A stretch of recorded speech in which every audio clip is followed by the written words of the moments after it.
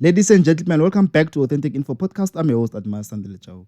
Gwede Mantashe was recently heard saying that South Africans are lazy.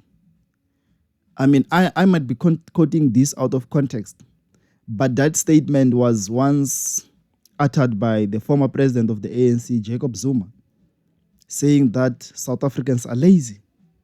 I mean, these are the people who occupy high-ranking political positions. And when they fail to create opportunities in terms of business and employment for South Africans, they call us lazy. I mean, they call the shots. I mean, they are the ones who have authority and powers vested in them based on the positions that they occupy to create opportunities so that we can be seen that we are not lazy. Because they are not saying they're not saying this in a position where they've created a lot of opportunities and there are no South Africans to occupy. South Africans are ready. South Africans are qualified, highly qualified.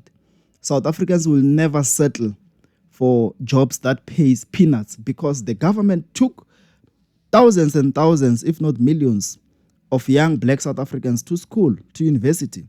They have diplomas, they have degrees, they have their masters. Others are PhD candidates merely because there are no job opportunities. The only thing that they can do is to go back to university and study further with a hope that if they are highly qualified, then they will be employed. And the very same government needs experience, 3 years experience, 4 years, 5 years experience for an entry-level position, which is bad. I mean, how do you take a child to school without a plan for that child? And South Africans love education. We are told that we are lazy, we don't want to study. A lot of South Africans have degrees, have their honors degrees. They are studying for their masters and PhDs, but there are no opportunities. And they're expected to compete the foreign nationals from Malawi and Zimbabwe to be bouncers in nightclubs. That is not what they want because they went to school. And today we hear a minister, we hear a chairperson of the ruling party coming to us to say we are lazy, to say South Africans are lazy. I mean, what is it that informs him to say such things? I mean, there is no space that South Africans do not occupy. There's no space, there's no industry where South Africans are not trying to be part of. It's just that the opportunities are scarce. It's just that government is not putting resources to make sure that qualified or professional South Africans are absorbed to show or to display their skills, to display their professionalism, because they went to universities and universities in South Africa continue to accept new students. They continue to accept new students, knowing very well that the country does not have employment opportunities, knowing very well that government is not providing for these employment opportunities. And then a top or high-profile politician of Gwede Mantashe's caliber comes or takes a platform to say South Africans are lazy. Why? Because he should say that the ruling party is lazy. The ruling party is failing to create opportunities for South Africans because majority of South Africans are educated. Majority of young South Africans went to school. They take school serious because there was a point in time where if you are not educated, you did not have a chance to compete or to be part of a threshold that qualifies to be employed. And majority of them, even older people, went to school to attain qualifications. And when they attain these qualifications, they become competition among themselves because the government did not create opportunities to absorb these people. So when a leader of Gwede Mantashe's caliber says that South Africans are lazy, I mean, it doesn't make sense.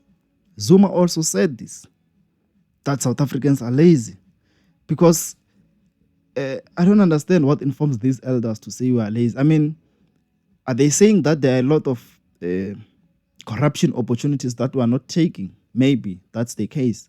But if they are saying that the government that is led by their political party is creating a lot of opportunities, but we're not taking them, that would be something else. I mean, there is someone with a master's degree who's staying at home. Because even if they try to open businesses, they're going to meet the likes of Manamela, who was once involved in NYDA. He did not capacitate any young people. Actually, the NYDA became the most corrupt, an institution which was supposed to capacitate emerging black entrepreneurs. I mean, they have a threshold of 10,000 rand. What type of business can you open just in 10,000 rand? And how many people are going to employ using 10,000 rand? What type of a machinery can you buy using 10,000 rand? 10,000 rand doesn't start a business. It just puts someone in a position where they will be stressed forever, doing nothing. Because 10,000 rand doesn't even pay rent of a business.